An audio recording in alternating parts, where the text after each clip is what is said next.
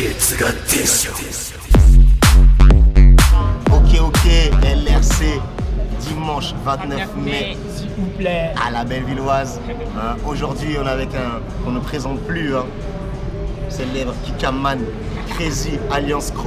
Et il ouais, est là, les gars. On a commencé par son interview, comme la première édition. Donc on ne change pas les bonnes habitudes, parce que c'est le monsieur qui met le ton, toujours. Donc voilà, c'est pour ça qu'on le choisit. Comment ça va, Crazy? Très bien, et toi? Ça dit quoi en ce moment?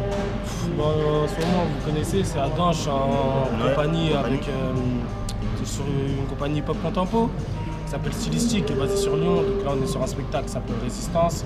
Yes. Ensuite, là, j'ai un show à préparer pour le Crazy Horse. On va présenter un show à Deauville, ouais. C'est un bon truc, ça.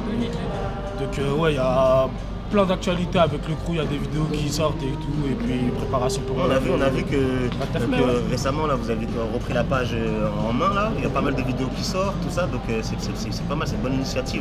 C'est une bonne initiative, c'est ce qu'il faut surtout, tu vois, pour la culture, montrer ce qui se passe en France.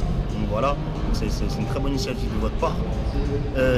Rentrons dans le vif du sujet, direct. Parce que c'est pas tous les jours qu'on t'a, d'accord. On va commencer par quoi? Spare Tournament. Donc en gros, Spare Tournament, un événement qui t'a repris. Il a combien de temps cet événement déjà pour commencer à la base? Il a 7 ans maintenant. Il a 7 ans. Voilà, il y a un petit trou pendant, on va dire, 2-3 ans. Tu l'as pas fait, tu t'as refait des éditions là. Qu'est-ce que t'en penses? Je veux ton avis par rapport à ça. Qu'est-ce que tu essayes d'emmener avec cet événement? Alors, le Spare Tournament, déjà, le blaze, il vient de lui-même. Spire, c'est une attaque qu'on voit dans le catch. On se rentre dedans. Donc, pour moi, la culture électro, la culture underground, c'est une culture underground. C'est toujours rentré dedans, c'est toujours mis la pression. Et j'ai vu que ces dernières années, il y a beaucoup de danseurs qui sont professionnalisés, qui se sont ouverts, mais qui ont oublié la base.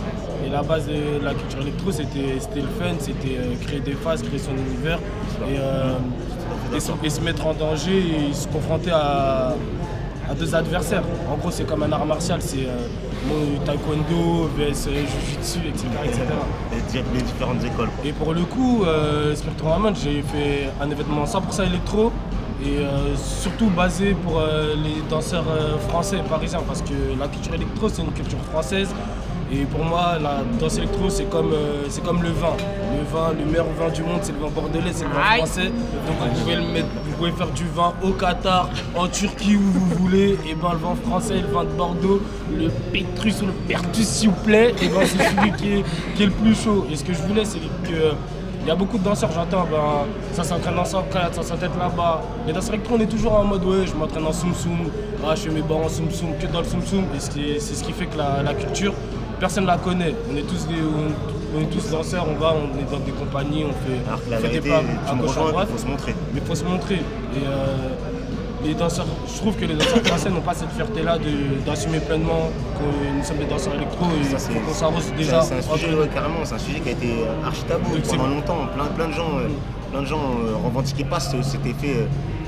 Déjà à l'époque, moi je trouve déjà à l'époque que tu vois, ça revendiquait pas le fait qu'on est danseur tectonique. On aurait dû dire déjà ouais, on est danseur tectonique. Mais regarde et je te lave, tu vois. Voilà. Et déjà ça crée déjà un gros coup à ce moment-là. Et là, à l'heure d'aujourd'hui, alors qu'on est 2 fois plus fort qu'à cette époque-là, on ne l'assume toujours pas, tu vois. Et ce qui me touche un peu, c'est que j'ai eu l'occasion de parler avec des gens qui sont placés dans le milieu de la danse. Et quand je leur dis danse électro, personne ne connaît. Donc tu peux leur montrer des vidéos de battle, des vidéos de trucs, mais de nos jours, on montre que des vidéos de l'étranger. Le problème, c'est qu'on reste fermé dans nos battles, dans nos trucs. Voilà. La communauté, on ne s'exporte pas. Et surtout, après, il y en a certains qui le font avec des compagnies ou autres. Mais ce serait bien qu'il y ait plus de compagnies, enfin à mon avis, tu vois, plus électro-réel. Voilà, vraiment revendiquer la culture. Et la base, c'est quoi? C'est les danseurs qui s'affrontent, il faut qu'il y ait de la nouveauté, il faut qu'il y ait des nouvelles têtes, il faut qu'il y ait des nouveaux qui viennent pour bouffer les grosses têtes, il faut que les grosses têtes, tu montres que tu es une grosse tête, il faut que tu l'assumes, il faut que tu viennes faire les battles et tu montes tes armes. Donc c'est pour ça qu'on fait ce tournament, c'est pour ça quand on fait de la pub, notre cible prioritaire, c'est vraiment les danseurs que je vois tous les jours s'entraîner, je vois des statuts, je vois des vidéos, mais les gens ne les voient pas dans le concret. Donc ouais, internet, tout ça, les petites vidéos 10 secondes en mode ouais, vas-y, on connaît, mais viens faire un battle. C'est pour ça qu'on fait en mode tout le monde s'affronte, tout le monde, c'est pour start, c'est pour se rentrer dedans, s'expire. Donc d'ailleurs, la prochaine édition, Aïe. c'est pour bientôt, le 12 juin, s'il vous plaît. Voilà, une exclusivité. exclue. Alors moi je vais te poser une autre question. Ce t-shirt là, on le voit partout. Alors qu'est-ce que Kika, je sais que je te pose souvent la question, tu vois, mais qu'est-ce que Kika, maintenant je vois que vous sortez les t-shirts, est-ce que vous allez essayer de faire quelque chose avec ça, ou est-ce que c'est juste un délire, voilà, que tu remettes les choses dans leur contexte. Kika c'est quoi? Voilà, parce que je vois beaucoup de danseurs hip-hop, plus les années passent, plus je vois carrément à des événements, ça crie Kika, tout ça, tu vois, et ils savent même plus d'où ça vient, tu vois. Alors, question, alors le Kika. Donc pour vous dire un truc, c'est que le Kika c'est devenu un sort de way of life, c'est un truc qui nous permet de nous motiver, de nous donner la rage. Donc en gros le Kika c'est la devise du crew, c'est Alliance Crew, vous connaissez, Kika Grand Flow, on est là depuis 2006. Donc pour faire simple, le Kika c'est l'esprit d'équipe, c'est la personnalité, c'est le fun. La graille c'est la puissance, l'intensité et l'impact. Et le flow, bah, vous connaissez, c'est l'esthétique, c'est le flow quoi. Et donc ça fait des années qu'entre nous on a développé notre délire, c'est que de base on dansait entre nous, on s'amuse à suivre. Aïe aïe aïe aïe, Titsa. Voilà, c'est là que je voulais en venir. À la base c'était un truc pour accompagner le danseur. Ouais. Et moi je me souviens, enfin je sais pas si tu peux me contredire direct si je me trompe, c'était déjà au vertige, vu que les sonos n'étaient pas très forts, tu vois. On se donnait souvent la vibe. Vous, c'était votre cri à vous, le Kika en particulier, mais t'entendais beaucoup de gens crier ah là pour donner la rythmique au mec, parce que la sonnerie n'était pas bonne, tu vois. Parce que en fait ça s'est développé tout seul et par nous et grâce à nous et grâce à tout le monde en gros, c'est que de base on s'amuse à dire aïe aïe aïe, hop tu grailles. Aïe aïe aïe aïe aïe Titsa. Donc il y a la graille qui est restée, il y a la rythmique qui est restée. Et ouais, donc du coup ça s'est créé tout seul, c'est devenu Kika. Donc on s'est dit faut l'exploiter, faut en faire quelque chose. Parce que ça a permis à des danseurs de plein d'univers différents de se professionnaliser et de voyager un peu partout dans le monde entier, de goûter la scène, les théâtres et tout. Et on s'est dit faut en faire quelque chose. Et vu que c'est notre identité, on l'a posé sur papier. Parce que Kika qui sera aussi un de nos sponsors pour l'événement. Donc du coup on a créé un héritage et quelque chose, c'est une sorte de polygraphe pour ceux qui connaissent One Piece. Donc il fallait créer un héritage et quelque chose. Donc on a vu. Donc on s'est lancé Kika, donc là il y a plein de projets qui sont en cours, il y a les t-shirts, on va commencer par les t-shirts, ensuite tu vas avoir des pulls, on va avoir des briquets. Voilà. Donc, où est-ce qu'on peut les trouver là tout de suite si on veut en acheter? Si vous voulez les trouver, il y a la page Facebook, Kika by Alliance, et il y a la shop qui va sortir en ligne, kika-shop.com, donc ça arrive très prochainement, d'ici LRC ce sera là. Voilà, il y aura quelques échantillons LRC. Venez avec votre porte-monnaie, hein. D'accord, venez avec votre porte-monnaie. Bon, on perd beaucoup de temps parce que j'ai pas mal de choses à te dire. On passe directement. À la question qui fâche. Non, avant ça, qu'est-ce qu'on a? On a la rencontre. Voilà, à qui tu penses? Qui t'aimerais rencontrer? Qui tu penses rencontrer ce jour-là? Alors, la personne que j'aimerais rencontrer, personnellement, je pense pas qu'elle sera disponible. C'est une personne pour qui j'ai beaucoup de respect.